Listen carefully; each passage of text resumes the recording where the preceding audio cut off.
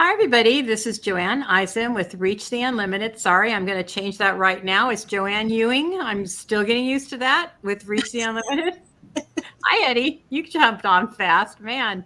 And today we have a very serious conversation that we're going to be having with Jen. And I would like to welcome Jen Shepard for, coming onto the show. So, hi, Jen. How are you Hi, today? Joanne. Thanks for inviting me. This is You're very welcome. Do you want to tell everybody a little about yourself? a little about myself. That's like Yeah, a big can of worms, isn't it? I So, know. I am an ordained spiritualist minister. Mhm. I work with Unity in Edinburgh as their spiritual lead, and I co-founded a group with very lovely people called Bolts of Love, and both of those centers are well, they overlap. The communities overlap. You know how that goes after you do Mhm. things for too many years. They all overlap because their missions are the same, to Mhm. bring out the best, in whatever is going on in each of us. And then so I work with those communities, and I also work with teaching people about their healing talents, their mediumship talents, and then recently I started taking on clients for grief work. Mm. Um, um, Specifically our own human nature and how we get through just being human, and how Mhm. our humanity lines up with our divinity, and so, instead of putting them in separate baskets, have That resonance there. that's a big feat. That really is. But what I'm curious about is how did Bolts of Love start? Because I love that the whole premise Yeah. around that. Yeah, so there was, in fact, we just figured out it's going to be 9 years since Wow. that all started. We were right up on the anniversary here. There was a lot of just hateful things happening in a group that it was Karen McGrath, who's a lovely healer, and Mhm. Aaron Stoltz. And it was interesting because at that time I was kind of oblivious to people in a spiritual community could be mean to each other. And Mm. that concept, that I did not, even though I'm on the platform, I'm delivering messages, I'm doing all the things, I didn't understand what was going on behind the scenes. And Mhm.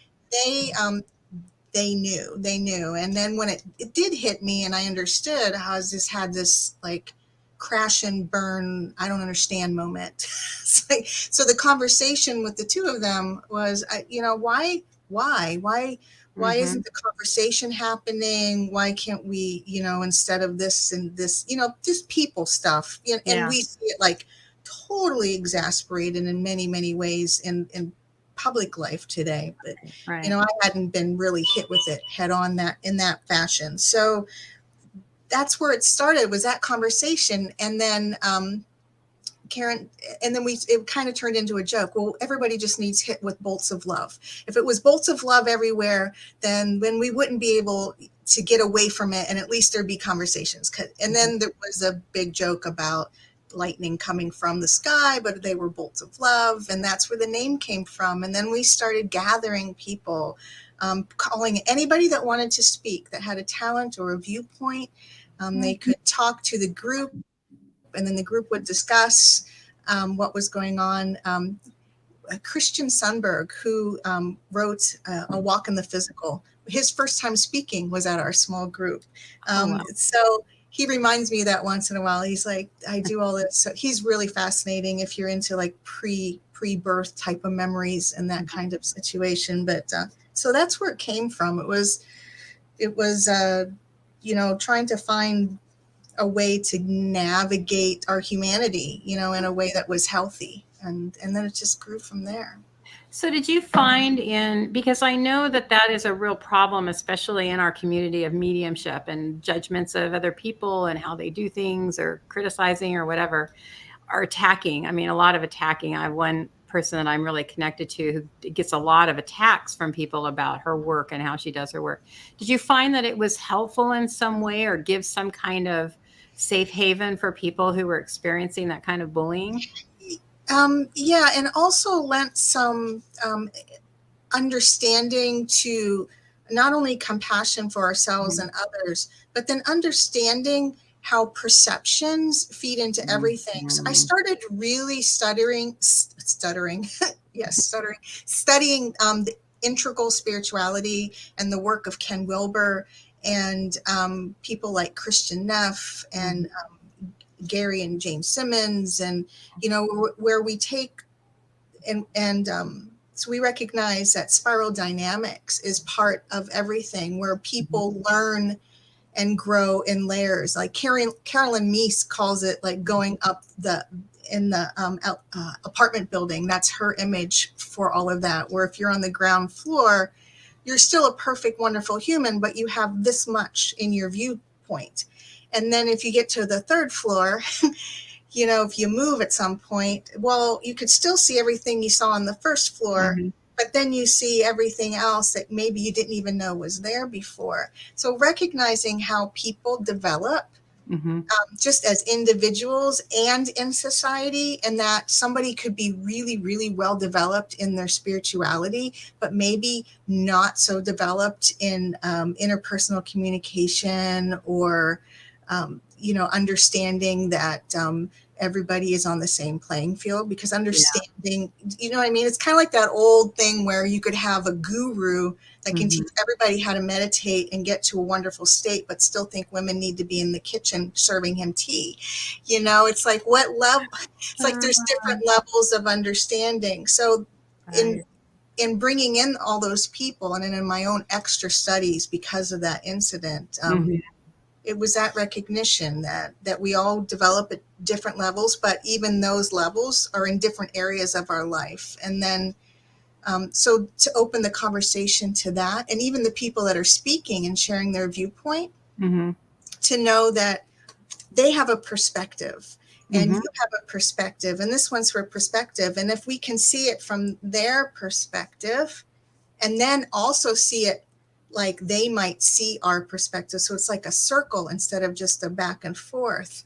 And that became the practice, or an attempt at the practice. I mean, we're 9 years in, we're not perfect at it, but at least it lays that groundwork there and that understanding. Well, I love that, because we're all people and we all come from different parts of the world, parts of life, experiences, whatever. So perception is a really big, in fact, that's something that I was actually speaking on today, about how that perception could be changed by however our life is, warped, or experiences that we've had or whatever. Exactly. And isn't that, though, the biggest reason why we're here, is to have those experiences? But how do you deal with people who, because if you think about people that are bullies or are speaking against other people, it's coming from their weakness of fear or lack of. Right. How do you deal with people in that situation? In that situation, I figure out why I recognize it first. And that took me a long time to realize. So I start with me. So at that time, when this all, when I felt the being bullied, I was just, and it's not that we still don't get hurt, that's not it. But instead of like downright devastated and all that, it's like, but why do I feel so devastated based on what somebody else is saying? So what part of me thinks I need their validation? So it's working on that first, right? And if I am in my full power, we call that shadow work sometimes, or healing, or, there's all words for that. But if I'm looking at that for me and I'm really working with it, then it's like, oh, well, and what need didn't I have met at that time? What need didn't I, and might have been like my need for feeling worthy or important, or my need to be validated. Well, I can learn how to validate myself and validate myself, knowing that I am divinity already, and I don't, and you're divinity too, with the human coat, and I'm divinity with a human coat. So the human coat, sometimes that's what we're working with in our experience, right? Is our humanity. So if I work with my humanity and I align that with my divinity, then you can be a bully all day long, and it's not going to affect me. Not the way it used to. And you started right out with my exclamation moment. Y'all know that I have to put exclamation marks on things. That is the most important thing, is when we have something coming towards us, our reaction isn't from them. It's our reaction within ourselves, or what we're in lack of, which is really important. And thank you for sharing that, because it's something to remember, that when something happens to us, even though it feels real and it feels painful, it really is coming from within us. Because why do we care what external things are thinking of us or feel about us? Because the most important thing is, how are we looking at our life? How are we seeing ourselves? Or what do we need to heal within ourselves? That is so important. And then if we're there, then I think we find the right. Now I'm still not good, because I'm somebody that usually processes for at least 24 hours if there's like a confrontation with me. But I've learned to say, you know what, I need time before we can have this conversation more. Mm-hmm. Which I would have never before. That Mm-hmm. wasn't part of what I felt comfortable doing. So, but now I'm like, oh, I know that part about me. I'm in my power to say, you know what, I'm hearing you and I know we're going to have a problem, but can we talk about it tomorrow? Because I need to let myself settle first. And which is, and sometimes, if bullies aren't confronted back and there's a waiting period, and they know we have to actually talk about it later, and that doesn't, I mean, because sometimes, they're on their own path too. And sometimes the Right. proper thing is to just walk away from the bully, which, Yeah. in that instance is what we ended up doing. But, you know, you have to take it one at a time. Well, I think that's I'm sorry. I important didn't too. even realize. I'm sorry. I just saw all the comments. I didn't Oh, even look over there before. I think that that's important, though, to honoring yourself, because you don't want to react. You want to be able to act in a way that's appropriate. So taking time is very important in that situation. But I do want to come back to that. When things happen to us, it's not always because we've done something or we're doing something wrong or anything Oh, like that. So I want to make that clear. yeah, We have the right to capsulize ourselves in a way of protecting ourselves or learning, because everything is for the learning. It's not about the experience. It's about how we handle it or the learning that we have from it, because ultimately it's our life. So I just wanted to make sure we it is an keep that experience of our life. I balance. mean, yeah, it's all about the experience and then how we handle the experience. You know, Absolutely. yeah, there's a big difference between being a victim and being victimized. You Exactly. know, because you could Ab- be victimized and understand that, and sometimes there's no dealing with the victimizer, or the situation that's being, like a tsunami, or hurricane, Mhm, or the fire. I mean, mhm, yeah, you're victimized because of mhm, that. But to mhm. stay in that place of victim, I think that's where we have the choice. Absolutely. Yeah, absolutely. I agree with you. So you also do a lot with grief, and that's something that's really, I mean, even in what we do in our mediumship, we're always walking that fine line when we're dealing with deceased loved ones. Hmm. How did you come about that, and what was your process in understanding that? Well, I need to walk back about 10 years ago. My husband passed 10 years ago. And in dealing with that, there were some really beautiful people, well meaning mediums that were not trained, Mhm. and did not have a concept. So I would hear, and I'm in the moment of complete, whatever. It doesn't matter whether you know it all or not. When you're in Mhm. the middle of it, you're in the middle of it, Mhm. right? Exactly. Yeah, So, I do. so Mhm. it's, um, so I had some really well-meaning people say things like, and ones that were mediums and healers saying things like, well, you know what, you're so lucky now. You have somebody on the other side that can help you with everything. Oh, this is, things like that. And Mhm. and they're like, well, he's your guide now, so you got nothing to worry about, or all the things. So then it's almost like, so in those first few months, then it was like, well, yeah, I'm grieving and I'm trying to take care of really young children, right? And then I'm also dealing with, well, I can't be sad because I have a wonderful guide up there. And why would I be sad about that? And that kept getting reinforced over and over. But again, these people did not mean any harm, but it caused harm, right? Mm-hmm. So I ended up at a class. It was less than a year after he passed, and I was taking a platform class, a mediumship platform. And I was in New Jersey at the Journey Within, and it was Simon James and Brian Robertson. And they were very specific and very on point to say, you know what? Because I remember standing on platform and I said something like, I didn't take ownership of the good contact. I said, oh, well, it must have been my husband up there doing all that work. And they're like, well, we need to talk. you know, and thank God they were, I'm glad I was in that situation with teachers that understood the difference between grief and how spirit really works and the power of the medium and all of that, because they're like, no, you are able to make this connection yourself. And in fact, you did. And they reiterated to the whole class that mediums need to take care of their grief. You can't spiritual gaslight yourself out of that situation because you're human, and you have to do that or you'll damage yourself or other people, which sent me on a lot of extra healing journey, including a lot of extra reading on grief. And then I was able to be certified as a grief educator through David Kessler. Now that whole journey took like a decade.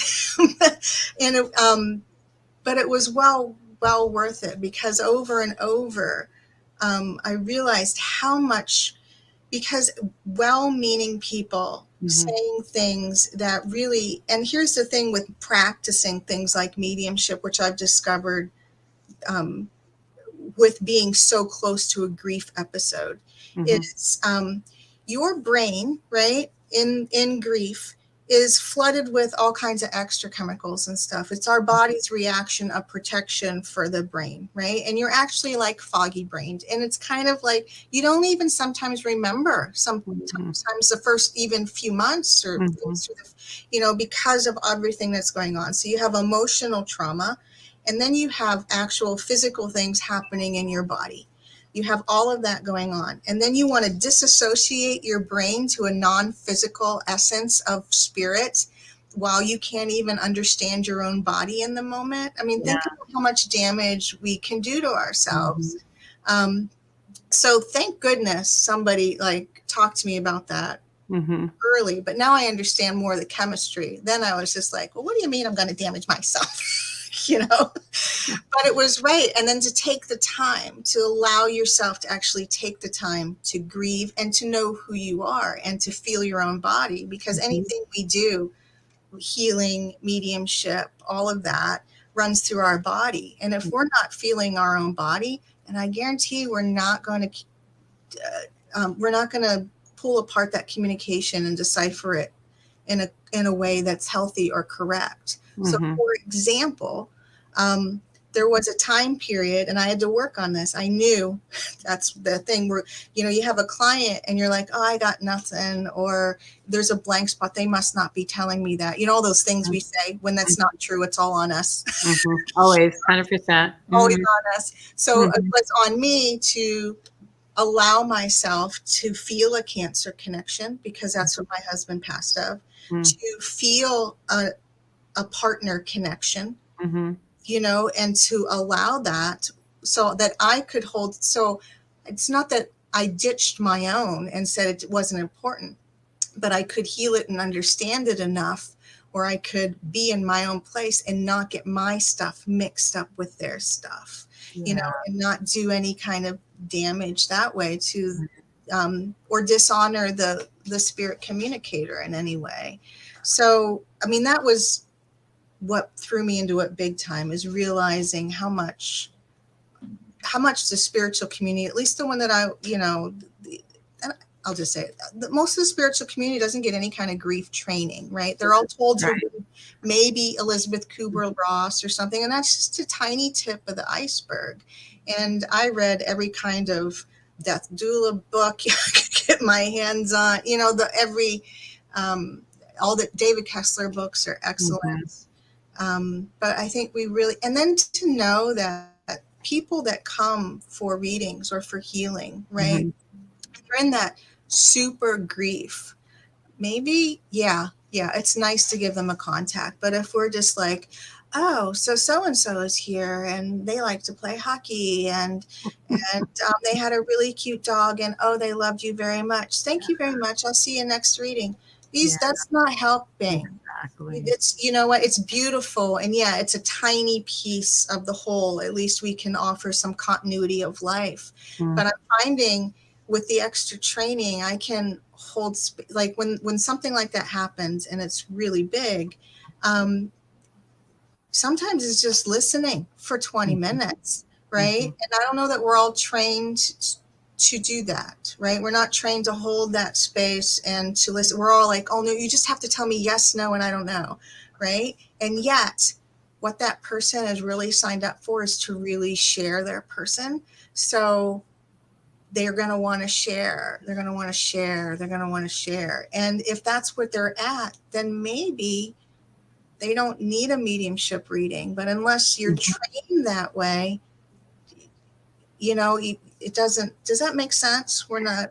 No, it does. And I think through my journey when I first started, because my whole focus is evidential medium, because that's important in our work to give It, evidence that the sitter is going to only know. That's so important. But I was working so hard at that to be ethical that I forgot the personal side of it. And I think that happens. And I don't think it's the medium. I feel like it's the way it's being taught that's yeah. because Mhm. it's important to have the evidence. It's very important.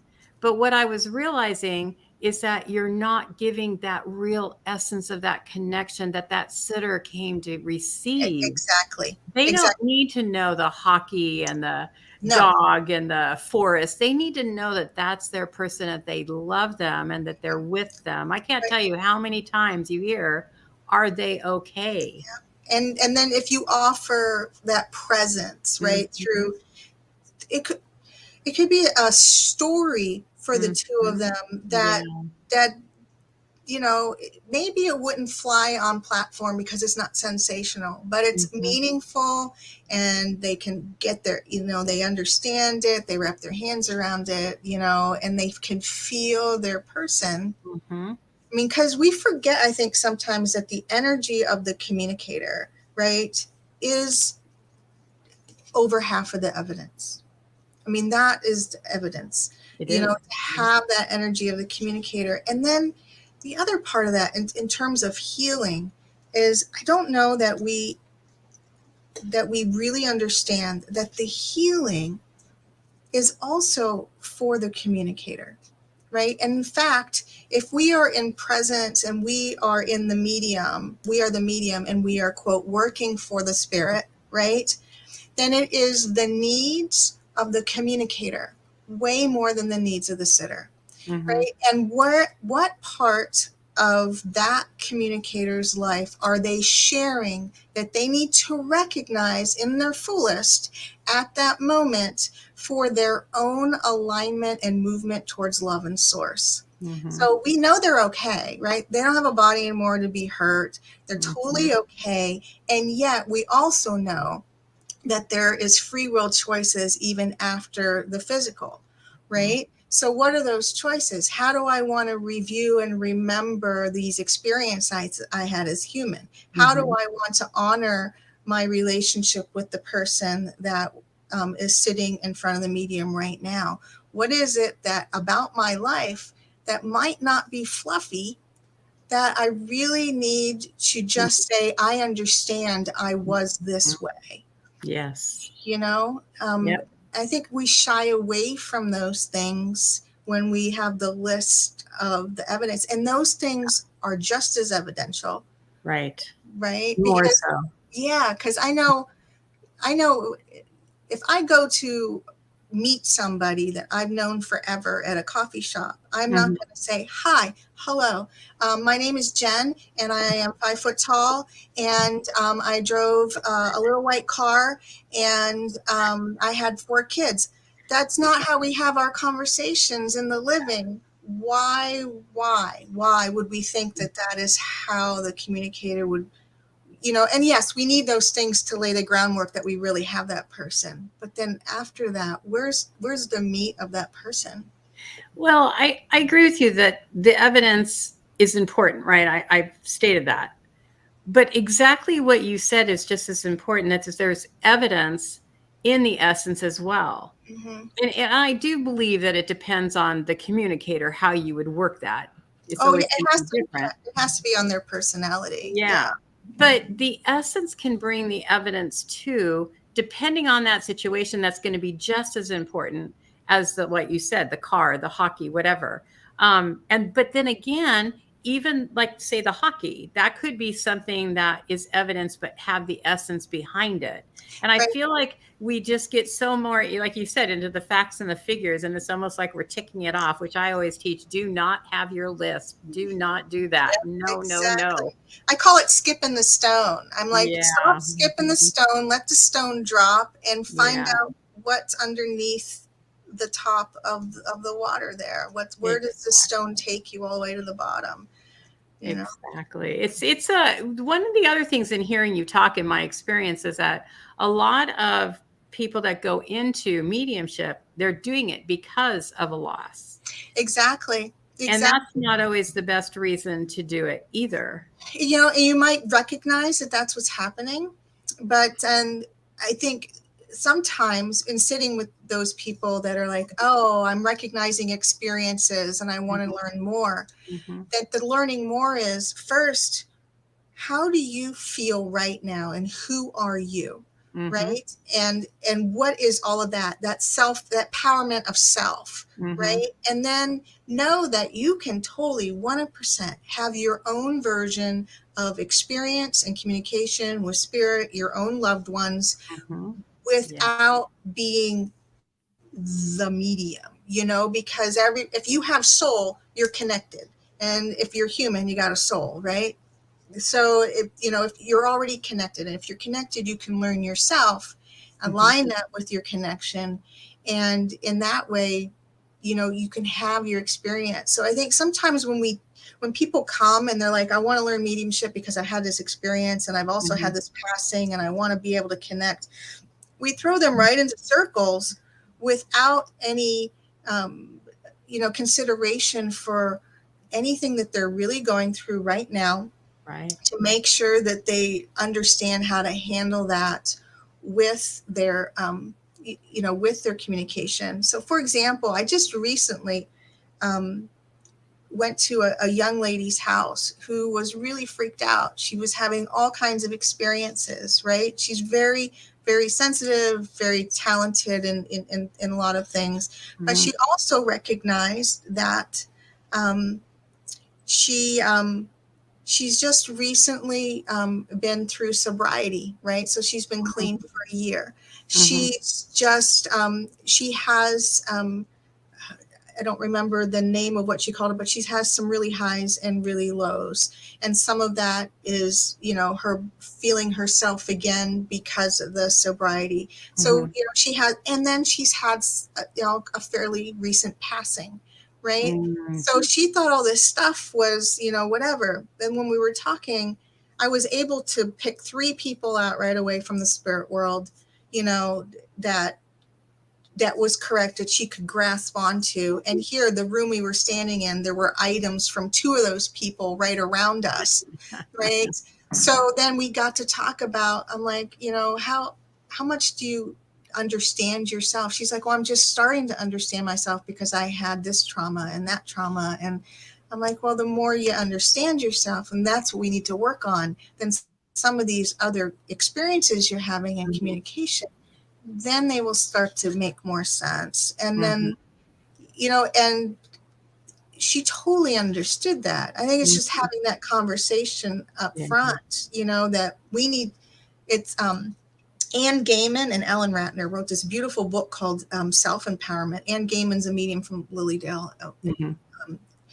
And in it's all the people through our history the New Thought people through our history, and how they learned how to build that first, and how they taught that to others, and even shows their own writings and things. And somewhere, I don't know where, if it was in the shift of the like the late 80s and 90s, when we went to the class format for mediumship instead of, the community format, if it's because we're such a worldwide community connecting over the internet now, who knows. But I know that base of understanding self and self-empowerment and self-healing, and and how do I even feel, let alone how does a spirit person feel? What's my perspective on life? Yeah, it's nice. It's really important. I mean, I see that in my experience in how I read, and what I was going through at a certain time period and how I would read, or what I was now understanding about something I needed to grow in, and how our life directly is reflective on how we read, because that's where we're working from our perspective, our life experiences. I was always, before COVID, a big proponent of online stuff. I had already been starting to do my show and talking to people all over the world, and I could see the importance of it. And it wasn't that I poo-pooed the physical, but it was like everybody didn't see the importance of the internet and how we could utilize it. But now we've gone so much that way, where people are forgetting the importance of that face-to-face community as well. Because I feel like there is a lot that we can do on the internet. I'm a big fan of it, but there's something much different when you're actually face-to-face with somebody. Yeah. Well, there's power in community, right? Yeah, there is power. There's power in community. And, and you build each other up, and, and you're close enough to say, can we go get coffee, or if whatever centers you're doing, maybe there's an extra thing, or there's a regular time. And, on the internet, you kind of give yourself permission to wig in and out, or not even be present. Exactly. So I've, some of the stuff I've been doing, I write in the description, your camera better be on. If unless something happens in the middle, things happen. But, we need to be present with each other, because that's where the exchange really, really happens. I just read Eddie's line that said you can always fake a crash online. Yes, you can, Eddie. Oops, my internet went out. I'm gone. You can't do that in real life, right? When we're face to face, you have to actually experience each other. That's great. It is great. But I feel like that's something we're starting to, I think people are starting to get that we need to get back into. And I'm starting to do more of that now in my life, going to actually face-to-face people and seeing them and being a part of life, because that's what we need to do. But it's hard. You cannot go to an event in your pajamas. I think that's what we've. Well, I don't know. My kids' school actually put into their dress code that pajama pants are okay now. And he went this morning in his pajama pants. So, I think, come how you are. Exactly. So let's go back, because I know that, and I started, so because of my mediumship and how I was starting to perceive how I was reading, and how important it is to bring that essence to that sitter, I started doing more work on understanding the grief, because we are dealing with grief no matter who we're talking about or to. You're right. How was your process in learning about grief and actually utilizing that? So I did a lot of reading, a lot. And again, I researched the death doula stuff. I even read things, there's some very lovely people that wouldn't consider themselves spiritual that have done a lot of work with the death moment. There's a gentleman whose name's escaping me right now that works out of Buffalo, who does a lot of stuff with hospice. So just to understand the dying process itself and how people react to it or don't is really necessary. And then again, David Kessler is a huge resource. He has grief.com, and he wrote actually a couple of books with Elizabeth Kubler-Ross Mhm. while she was still here. And his newest book is called Finding Meaning, which I'm glad somebody finally got there to write the book because I think that's what we're doing the whole grieving process. And that's what, when the clients come, yeah, they want to know that their people are okay, right? But there's a level in all of it of what's it all about, why, what's the meaning of them passing, what's the meaning of me still being here, Mhm. what can I do now that influence is no longer physically in my life, and also to understand that it all is change. It's all change. And Mhm. we are so afraid of change, and death is an immediate change, right? Mhm. It's not a change we get to plan. It's Exactly. an immediate change. And then the people here, our clients, our sitters, whatever, whoever's here Mhm. grieving, they have so many layers. So I know I talk to people that um, they don't feel like again, some of this is our culture, but they don't Yeah. feel like they have an outlet for anything they're Mhm. feeling, right? Or I had one lovely lady call, and she's like, I know, because you teach us all the time we can't have a reading yet for like 6 months after they pass. And that's because, and again, for those that don't know, we say that because of our body's reaction, right? Has Mhm. nothing to do with the spirit people, has Yeah. everything to do with how we can process things, right? Mhm. So she's like, but I don't. It's been a month, and I don't feel like I've got it all together. Mhm. And so I was like, wow, we think that we need to have it all together in a month. Yeah. That we have to just, when we've spent, forever. And one of the things I read, and I don't remember the source, but I remember trying to figure it out after my husband passed. It's like how many years you've known somebody is how many years it takes your brain and your body to readjust itself Mhm. in its patterns and its brain patterns and stuff Mhm. to be Mhm. without that presence. And I knew my husband since the time we were 12.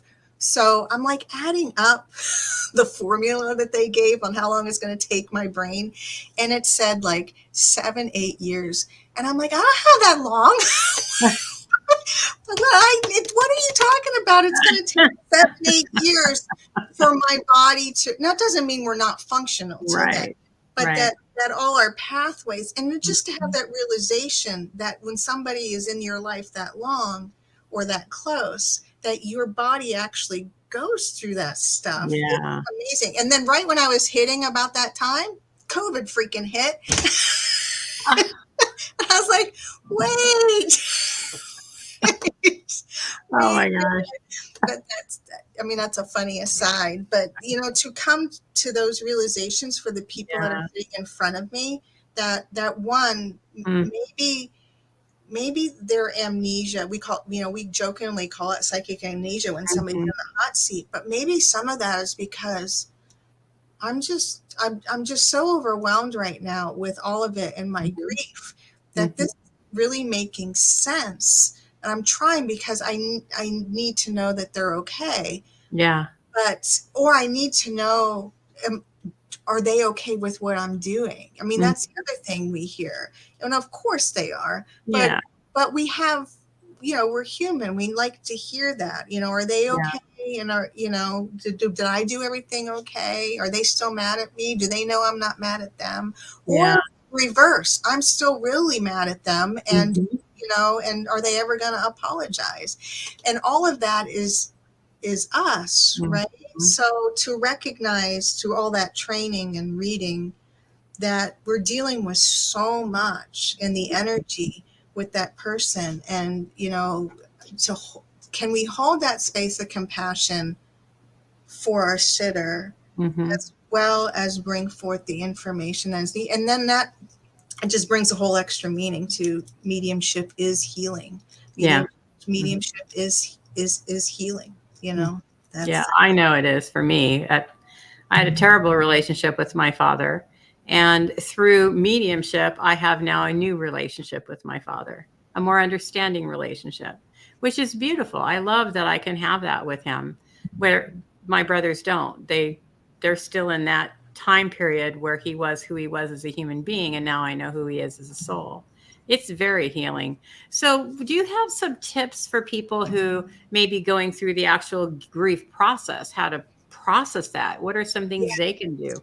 So first, know to give yourself time, that there's no Mhm, time limit and there's no right or wrong way to grieve, right? mhm, So, however you're doing it fine. mhm, Now, if you, and whatever you need to do is okay. So if you need to say, I'm going to take a half a day off work, you're allowed to take a half a day off work. If you need to go cry in the bathroom, you can go cry in the bathroom.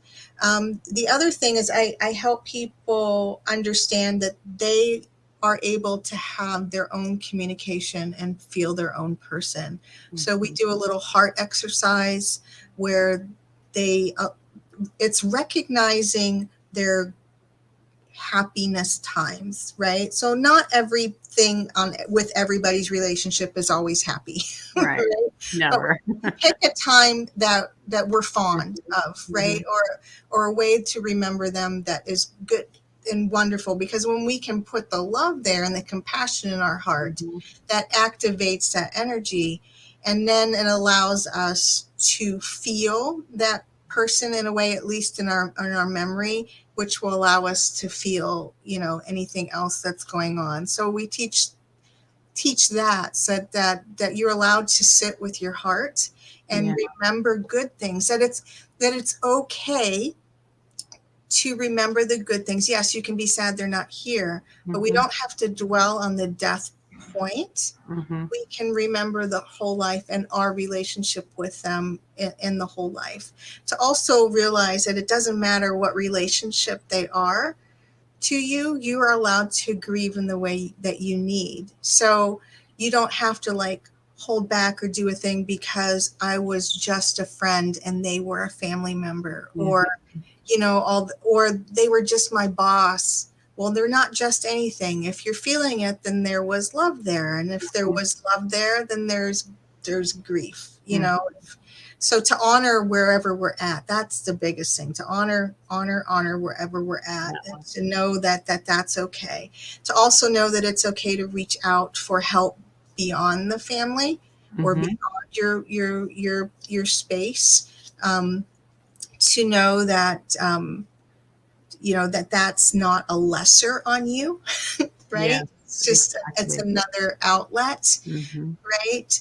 To monitor yourself, but if you get to, because early grief can be like 2 years, and we think, oh, month, 2 months, we should be mm, okay.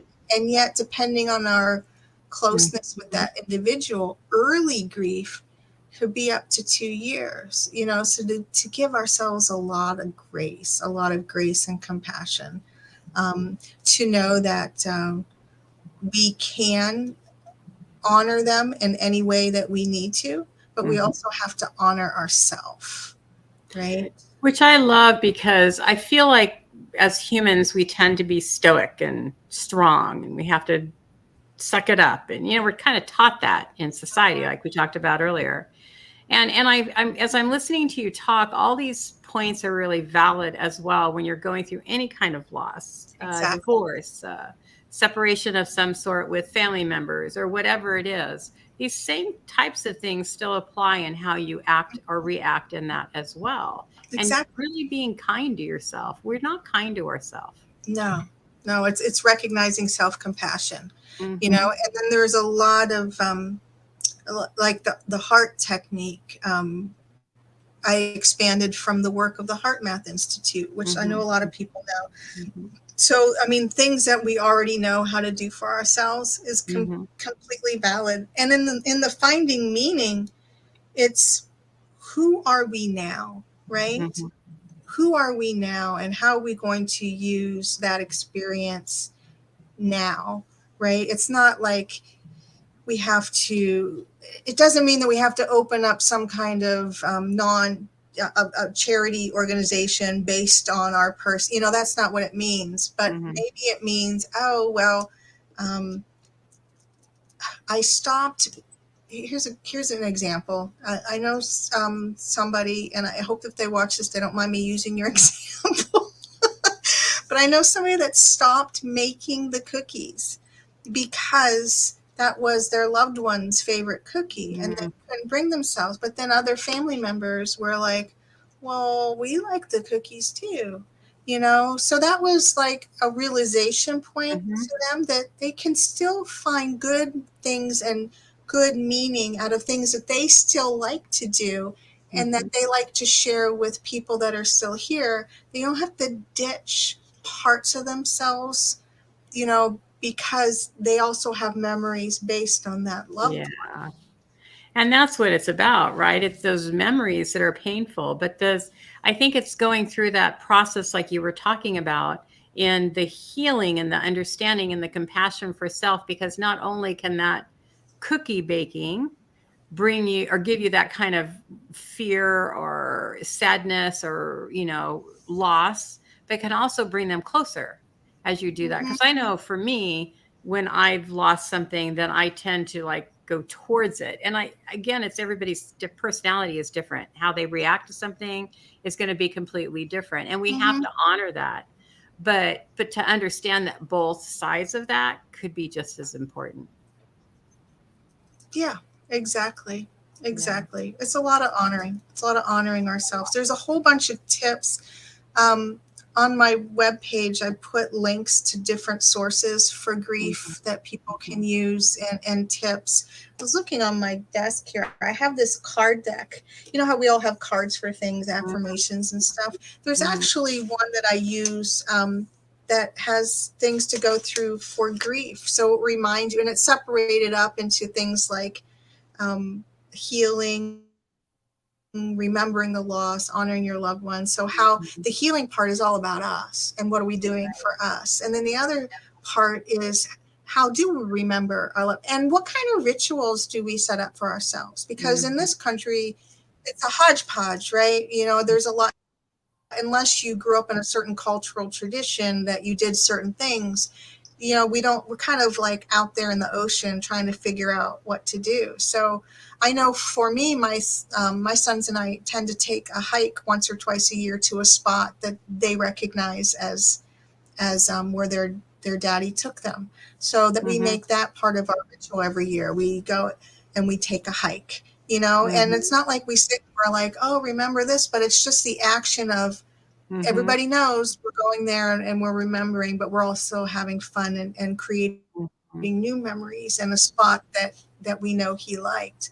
You know, so what are your personal rituals? How do you do Mhm. that? I know when my oldest was when he married, they had a little board and they had 4 or 5 people on there that they both remembered that they would have invited to their wedding. So they had a little board, and that was their little ritual to recognize that they figured they were still with them anyway and happy for them for their wedding. You know, Mhm. so things like that. You know, to let ourselves do things like that. Mhm. Absolutely. That's so, so important. I think it's really important, though, to not only to have compassion for self, but to be very aware of who's around you and how they're affecting you as well, because community is really important. But understanding also the community that you shouldn't be with is really important as we started the conversation off. And being Mm, okay with there's some people that I need to like put a wall up or a separation for a period of yeah, time, because that's not when you want to bring in negativity, but it's really important to not seclude yourself, but allow community to be there for you. exactly. Yeah. And if you Mhm. need to set boundaries there with certain people, I mean, that's okay. That, Mhm. I mean, and that's with whether we're in grief or loss or not. Yeah, That's exactly. always an okay thing. Absolutely. Yeah. Yeah. So, yeah, there's been some new, I know the the psychologist community actually Mhm. reframed some things about grief recently, and there's a huge debate about whether that was good or not, Hmm. because they're considering grief that maybe people need medical assistance with or Hmm. something as after a year. And then the debate is, yeah, but early grief is really 2 years. So how can you do that?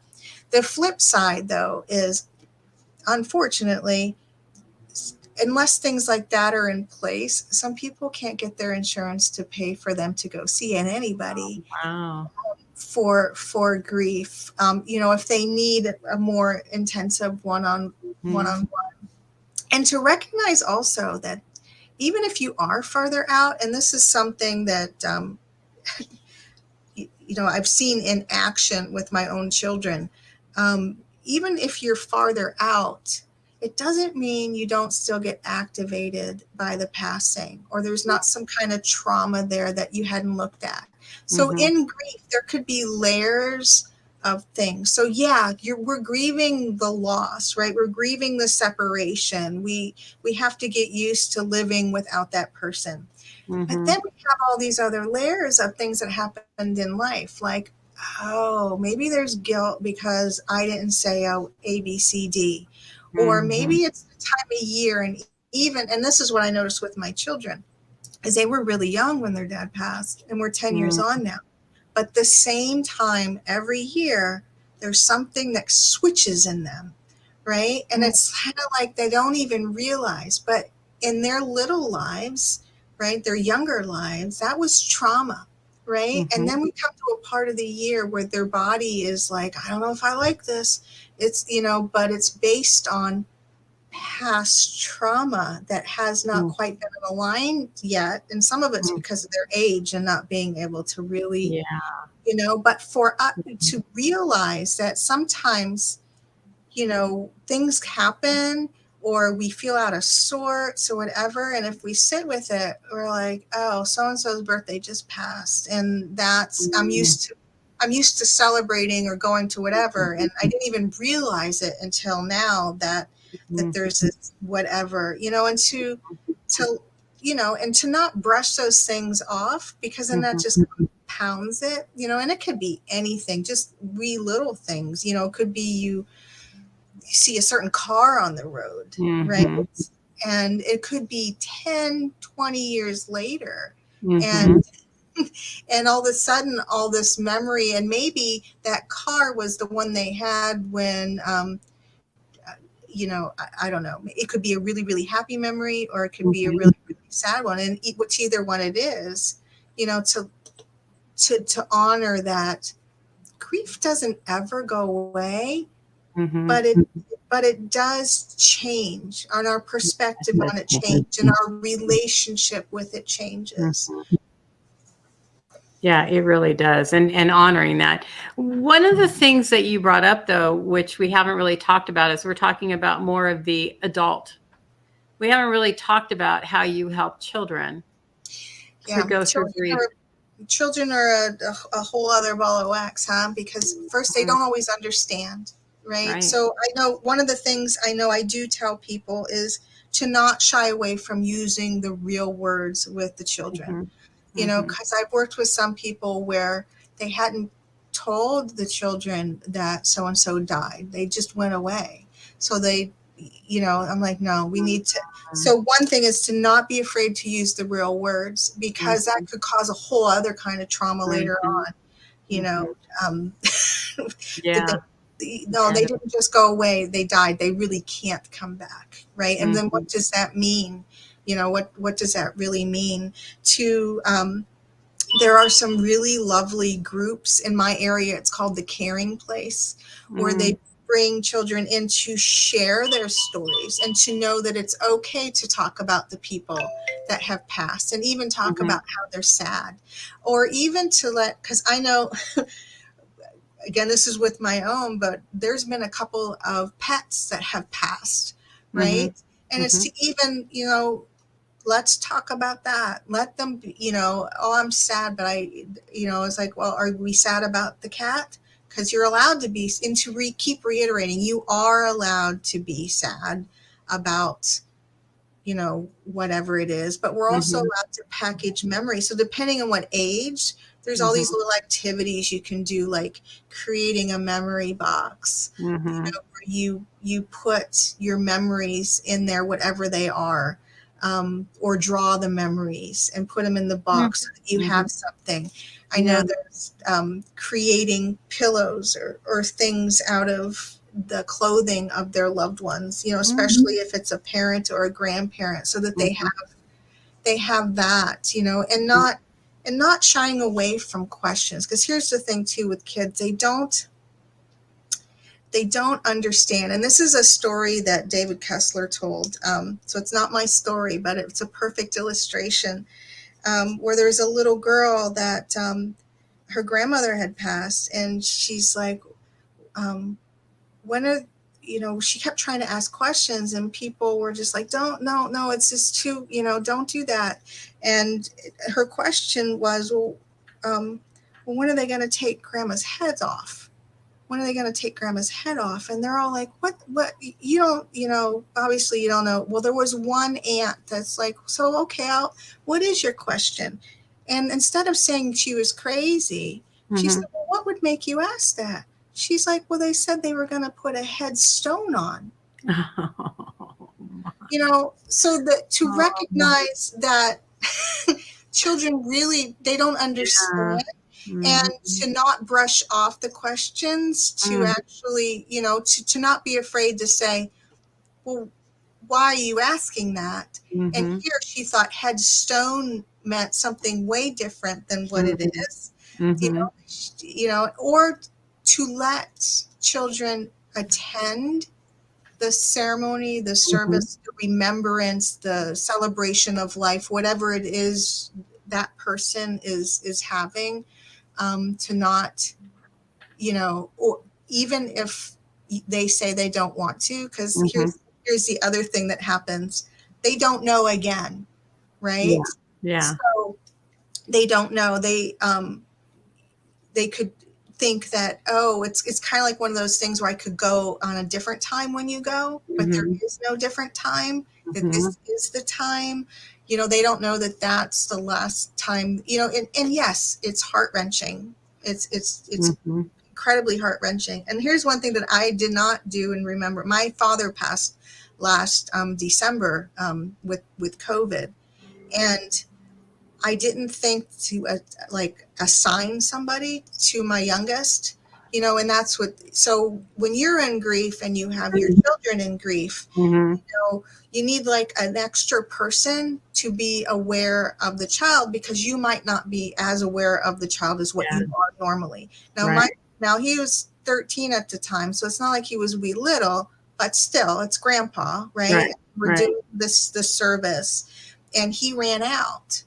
And then, well, of course, I go after him, right? But then that left, there's a part, that in my mother's tradition, where the whole nuclear family needs to go up, and then they're like, Mhm. "Where'd you go?" And somebody's trying to find me because I went after the child, and it turned into this, not a big thing, but a little thing. And if I would have remembered my own teaching, to to ask somebody to Yeah. just pay attention just in case, then somebody else would have followed him to make sure that he was Mhm. at least safe while Mhm. everything else was going on. That's a really important piece of information because you're right. When you're in the middle of something, you're not always as on sharp or target as you would in a normal day. So absolutely, that's so important to have backup plan. Yeah. Yeah, always. It's interesting how you have a lot of information on that and became that as being a practice for you to help other people in that way. And I guess what I'm saying in that is that we all are here for a different reason and Mhm. have something different to bring to people. So one of the things that I would hope that people could take away too is through our experiences, and when we have a common experience that really touches us, then we need to pay attention to that and really acknowledge that in our life as well. Because you have a lot that you're giving to from your experience. I haven't had that kind of experience in my life where loss has been something that's been really prevalent. And so I'm not going to be, I don't have that proclivity, right, to start researching that more and more. So we need to honor the paths that we're taking and how that we could help other people through our experiences. Exactly. Yeah. Mm-hmm. So important. Yeah. So what would be your, because we've talked about a lot of different things here, what would be your golden nugget that you would want people to take away from this conversation? Be you and Yes. work on that. As if we really are us to Mm-hmm. our fullest, then we will know where those talents are and where we're being led and how we can help others, and Mm-hmm. even be able to decipher more what's happening around us and not be afraid to go for it because of whatever, not to be afraid of picking up and saying, counselor is important right now, or saying that, what, I need to learn more about ABCD, or, Mm-hmm. or asking, or even just sitting with ourself and knowing ourself. I think that's the biggest thing, is in our own awakening. I think we sometimes, not always, but sometimes in our awakening to know that there is more and we are more, Mm-hmm. we want to ditch our human self for that, all that is, and not recognizing immediately that we are 100% human and 100% divine, Yeah. and that we, in that 100% of both, to not be afraid to fully Mm-hmm. understand who that human is, because that human is the part that's going to bring that divine into this absolute present, not just for Absolutely. us, but for others around us. Absolutely. And I feel like sometimes we feel like, well, we're like back to the bully, right? We're judging ourselves, we're criticizing ourselves, we're overly have expectations for ourselves instead of allowing ourselves to just experience life and come into the fullness of who we are on its own. Because for my life, what I've seen is I had to go through a lot of bumps and roads and turns and whatever to get to where I'm supposed to be. But you do end Yeah. up getting there if you just keep following that path. Yeah, we each have Yeah. our own personal roller coaster. Absolutely. I like that. It is that. And I think it just keeps going around. So, till we get off, we're still on it. I love Yeah. that.